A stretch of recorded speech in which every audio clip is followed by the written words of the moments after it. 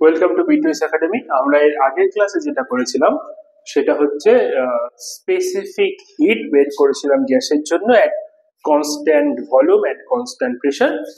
আচ্ছা, আর তারপরে আমরা কি করেছিলাম, স্পেসিফিক হিট কাকে বলে দেখছি।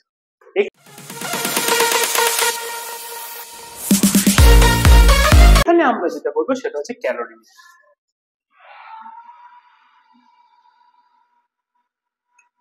What is calorimeter? ক্যালোরিমিটারটা হচ্ছে লেট দেয়ার ইজ আ ওকে, এখানে আমরা যদি কোনো একটা হট অবজেক্ট, এটাকে যদি আমরা এই ওয়াটারের মধ্যে যদি ফেলে দিই তাহলে কি হবে? এটা হচ্ছে কোল্ড ওয়াটার। তাহলে এই হট অবজেক্ট থেকে ওয়াটারের মধ্যে কিছু হিট ট্রান্সফার হবে। তাহলে heat transfer from hot object to water, আর কি হবে? এই ওয়াটার কি করবে? Water absorb heat from the hot object. ঠিক আছে, খুবই সিম্পল ব্যাপার। কিন্তু এই ক্যালোরিমিটারের যেটা হচ্ছে দিস ভ্যালু আর ইকুয়াল। তাহলে এখান থেকে যতটা হিট এ ট্রান্সফার করবে পুরো অ্যামাউন্টের হিটটাই কি করবে? এই ওয়াটার অ্যাবসর্ব করে নেবে। ওকে, তাহলে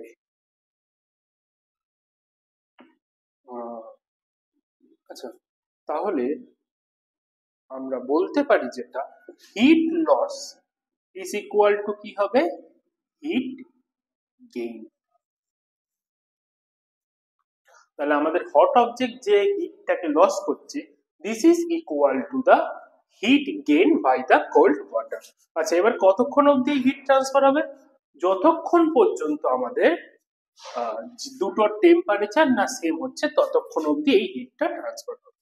চলো next topic, water equivalent.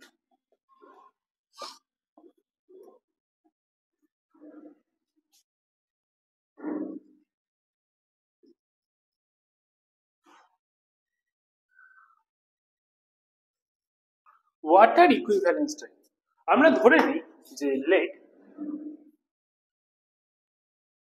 mass of a object is m, okay, and the specific heat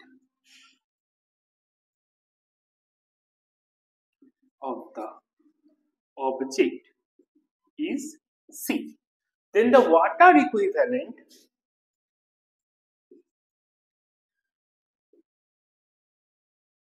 is equal to কি হবে?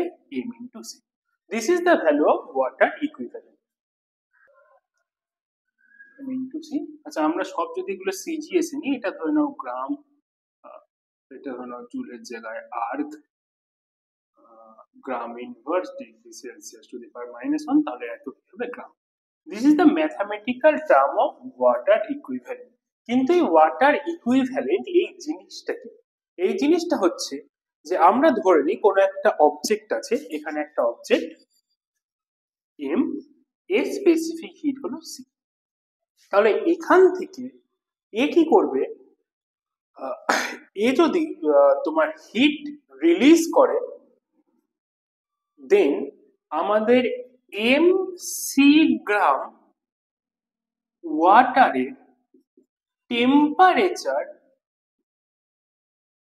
1 ডিগ্রি সেলসিয়াস ইনক্রিজ করবে। ওকে,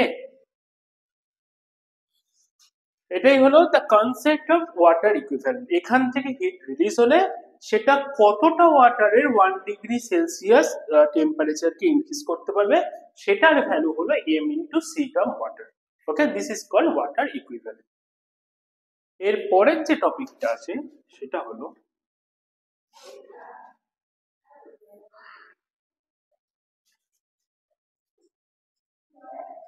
thermal capacity.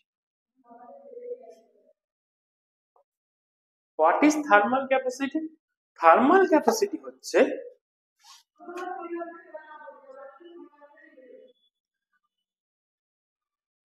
the amount of heat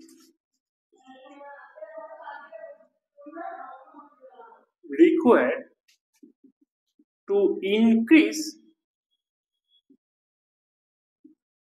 a body temperature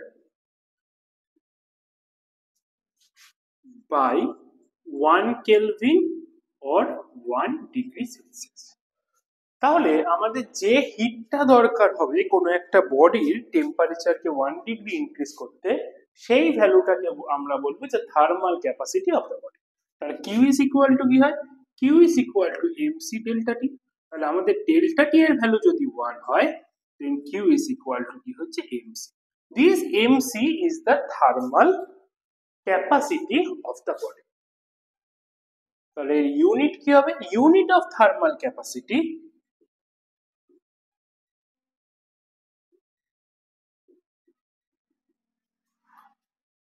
হবে joule per degree kelvin or degree kelvin না kelvin or joule per degree Celsius etcetera. Okay, চলো next. এরপর হলো change of state.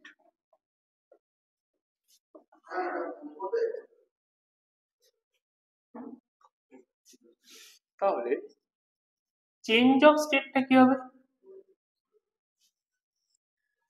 Change of স্টেটটা হলো যে if we give heat to a body or if we extract heat from a body, then its state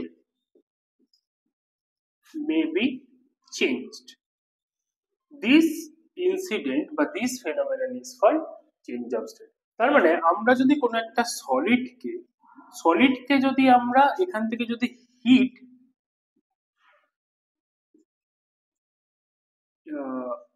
যদি given করি, hit যদি দিই, তাহলে এই সলিডটা কি হতে পারে? এই সলিডটা চেঞ্জ হয়ে লিকুইড হয়ে যেতে পারে। আবার এই লিকুইডকে যদি আমরা হিট দিই, দেন এই লিকুইডটা কি হয়ে যেতে পারে? ভেপার। আবার উল্টো দিকে আমরা যদি ভেপার থেকে হিট বের করে নিই, হিট এক্সট্রাক্ট করি, তাহলে এটা কি হবে? এটা লিকুইডে ট্রান্সফার হতে পারে। আর লিকুইড থেকে আমরা যদি হিট এক্সট্রাক্ট করে নিই, তাহলে এটা কি হবে? সলিডে ট্রান্সফার হতে পারে। ঠিক আছে? Next is latent heat. What is latent heat?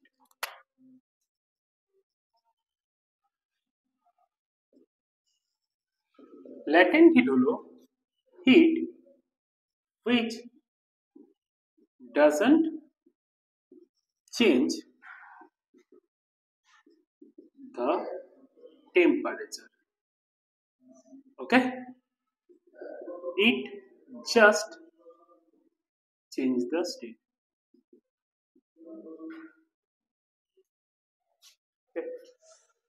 তাহলে আমাদের কি হলো? আমরা ধরে নিই যে let the mass of body is m. The latent heat body is m. To change the state is m. Then the heat required H is equal to P of m. Okay, this is the heat required. তাহলে আমাদের latent heat, আচ্ছা H না লিখে আমরা Q লিখতে পারি। Q is equal to m. This is the heat required to change the state. এবার latent heat to change the state, latent heat অনেক ধরনের। একটা হচ্ছে ল্যাটেন্ট হিট ফর ভেপারাইজেশন হতে পারে।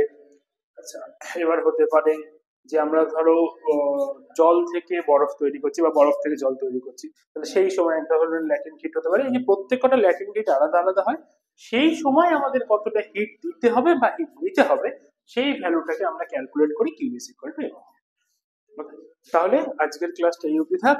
নেক্সট ক্লাস থেকে আমরা ওই যে 7 প্রবলেম ইন 15 মিনিটস আমরা যে নিউমেরিক্যালস এর সিরিজটা করাই ওই সিরিজটা করাবো। এটা ভালো লাগলে শেয়ার করে দিও, সাবস্ক্রাইব করে দিও। আর অফলাইন ব্যাচের জন্য আমাদের ডেসক্রিপশনে দেওয়া যে নাম্বারটা রয়েছে ওই নাম্বারে যোগাযোগ করতে পারো। অলরেডি আমাদের যে ওয়েস্ট বেঙ্গল বোর্ডের ক্লাস 7 থেকে 10 অবধি যে অ্যাডমিশন সেটা অলরেডি ওপেন হয়ে গেছে। এই অ্যাডমিশনটা স্টিল জানুয়ারি 31, 2025 অবধি চলবে। আর যারা অ্যাডমিশন নিতে চায় তারা আমাদের এই নাম্বারে যোগাযোগ করবে।